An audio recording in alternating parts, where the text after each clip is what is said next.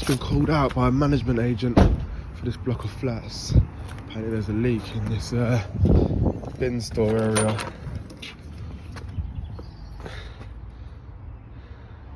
Leak, where's the leak? Water. Oh bloody hell, what's going on here? Right, we've got an old MIDI brake tank and pump set, fluid category 5 protection. It's not even connected.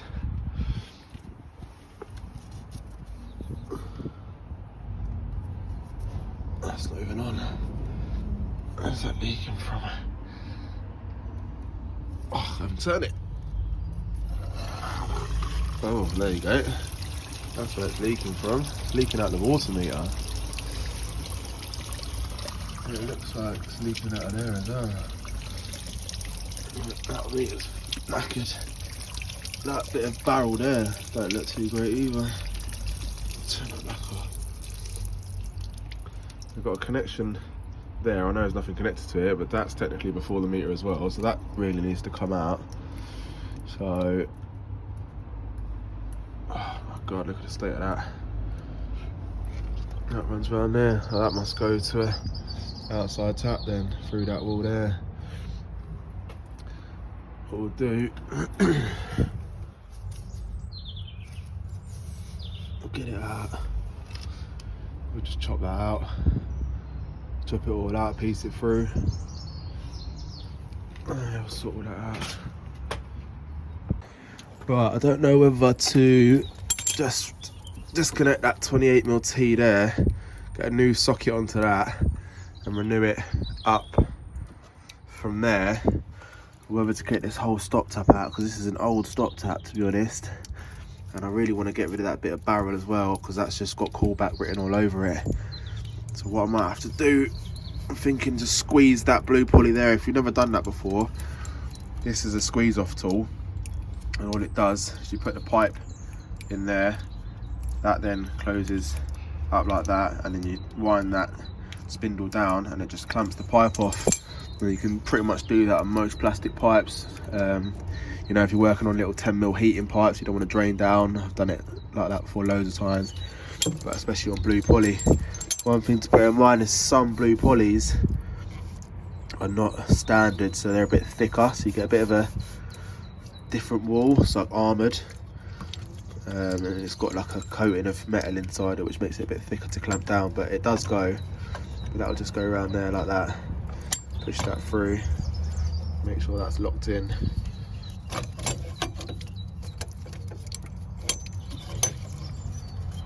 If I can do it one-handed, push over the pipe and then get your little locking pin, push it into that hole like that, and you just start winding that down.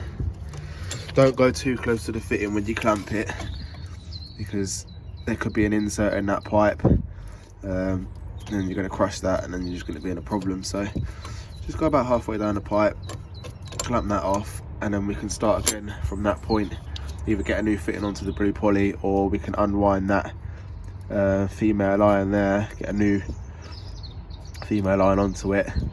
Doesn't really need to be 28mm because it's reducing straight down after the meter in the stopcock to 15, so it's pointless. You might as well just reduce it down to 22 to 15 reducer, get a meter on it, and then you can go through, connect onto that. I mean, it's not really my job to sort this out, but I might see if I can do something, but we'll see. But yeah, I'll clamp that off and then we'll go from there. Right, so just strip that bit of pipe off there from the stopcock onto that, whip that old leaking meter out, and it's still got the pipe clamped off. I'm just unwinding that fitting from there, so because we've got it squeezed off there, we can get this whole stopcock off. And that's all done then. And that's a nice little bit of scrap. And what we'll do, hopefully these threads are alright. Get that old tape off. We'll tape it back up. We'll get a 22mm to 3/4 female iron onto that, and then we'll rig it back up and go through there. I don't know why it comes back down so low before it then goes through, and then it's connecting onto the height there. So really, you might as well just drill a new hole at the correct height for that, and then somehow connect on. I don't know if they'll be happy to drill through the wood and that fence post though, so I might have to just come through and then kick back onto that bit of plastic there. But it's never going to be the neatest when they've working on pre-existing pipe work and it looks like that. Nothing's lagged, nothing's protected. How that hasn't frozen over in the past I don't know, but ignore the sirens going past. Hopefully that's not for me. Yeah, I'm gonna start piping that back up now and make it as neat as I can, but at the end of the day it's just an emergency call out for a leak, so I'm not gonna go crazy trying to get some pipe work in that's they're not really paying me for. Right, so what I'm thinking is that's going to go onto there like that. I'll PTFE them threads up. What I'm probably going to do, I'm just going to chop that the other side, I think.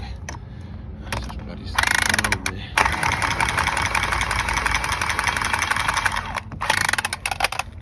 Just get that out. Get rid of that bit of rubbish. And we'll connect onto that somewhere in a minute, but wind that onto there, and then I'll get a lever valve on that as our main stop tap, and then a bit of pipe. We've got a special meter carrier that the customers gave us that they've got for their new water meter to connect onto, so we'll do that. But yeah, like I said, I'm just going to reduce it down to 15. It doesn't need to be any bigger than that. It's feeding one garden tap, so I've got an internal reducer in the end of that. If you've not used these before, again, these are brilliant as well. These are internal reducers, so you don't need an olive. That just pops straight in there. I sometimes put a little bit of paste around them, and then what you do is once you put the pipe in and you do that nut up, that splits into two like a split ring. It will split in half and bite onto the pipe as if it's an olive, and it makes a seal. I've never had one leak. I've been installing them for about years now, and they've been fine, so they're really good. Saves putting a coupling reducer and doing it that way. It's just one less fitting. So we'll fit that carrier, go back to the wall, and then I'll find a way of dropping back down, and go through the wall there and connect on. I'm going to cut that down at 22, it doesn't need to be that long. We'll put that right down there. Right, I'll get that fitting threaded on first. Should have some PTFE somewhere.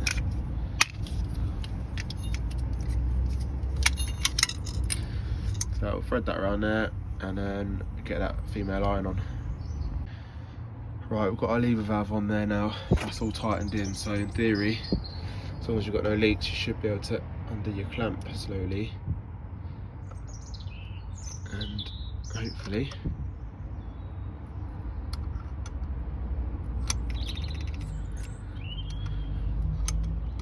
should be good, which looks like we are. So undo that all the way off the pipe.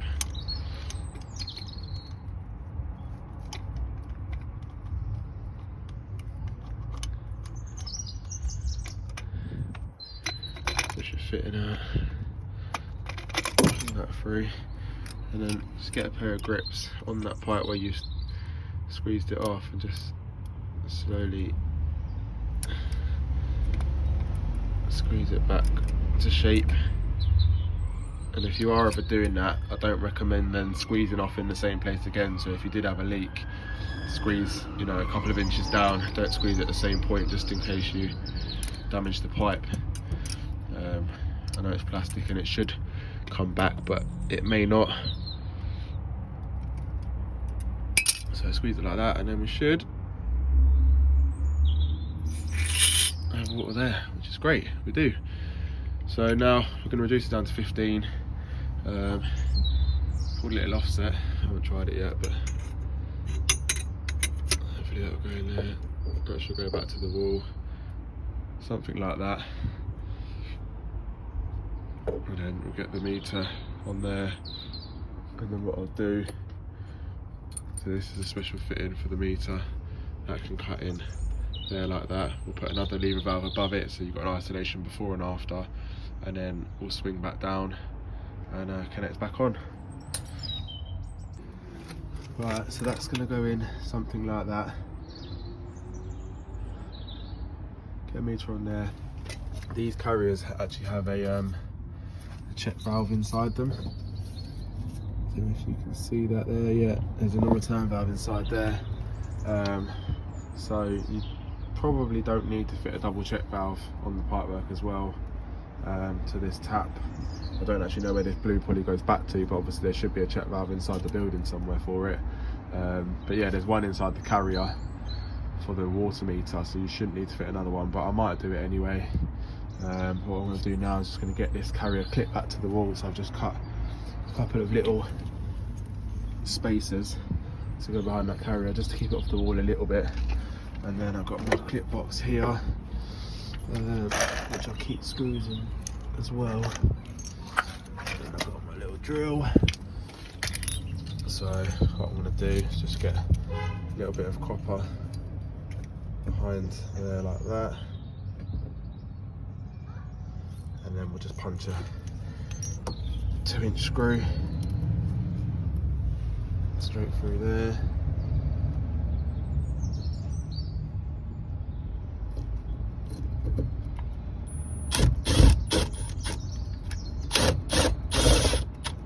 Like that. And that'll just help keep that supported. I'll get one in on the bottom lug as well, just behind there like that,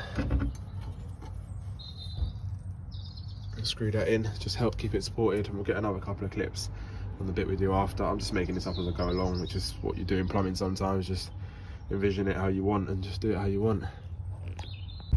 Right, I'm nearly done on this one now. Just got really dark really quick, so I've just sort of cracked on a little bit, but this is where we're at. It's a little bit better than it looked before. It's not amazing, but it's in and working. I just went and grabbed me uni light because I can't see nothing. Is that magnetic anywhere? No, it's not. Brilliant. Okay, I can go down there because my phone light was just not good enough. But it's all in. I've just used that pre-existing hole. Just put a little bit of 22mm copper through there, and then I've just socketed onto the existing pipe. This is nothing to do with me. I'm not renewing all that. I've made my mind up. I've done all this, and then they haven't got the water meter on site that they want. So for now, I've got get it out. As I was saying, I've got this plug to go on for now, and then I'm assuming they will contact the water board to install a water meter for this garden tap, which the maintenance people use for this building. But for now, just get that cap in, tighten that up, and then what we can do is get a test done on it. This is the first time I've turned it on, so hopefully I don't get any leaks on camera, but it happens to all of us. So we'll pull that up. Right, so we're live up to that lever valve now, and then I've done this one to fall downwards. Normally I always fit lever valves to fall to the off position like you would with gas. I normally always do it with water, but in this case I couldn't, because if that fell the other way it would probably hit their water meter. So I've done it this way around.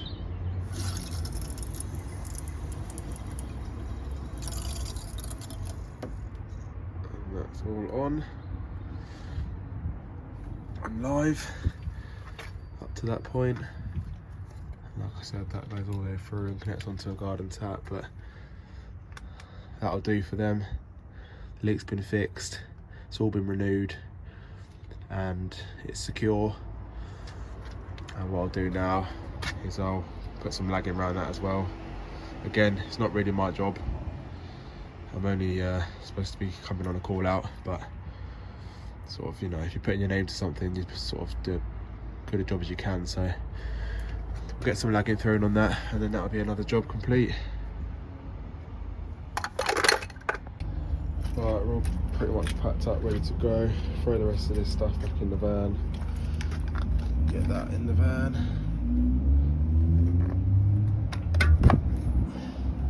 Got all the soldering stuff out just to solder one elbow, which is a bit of a pain in the bum, but there we go. Get everything back in the van. We're all done. All lugged up. I did put a secondary check valve on it, just for my own peace of mind. Like I said, sleeve that bit through the stupid tiny bit of panel, which is not necessary, but again, just making sure the job's done right, and lugged it all up. But I'll leave all that off and get out of here. Got another job to go and do. It's getting late. Right, we're all done. I've lugged all that up. Connected that onto the existing supply, as I said. That's all in and working now. So I'll hand this job back to the management company that have called me out.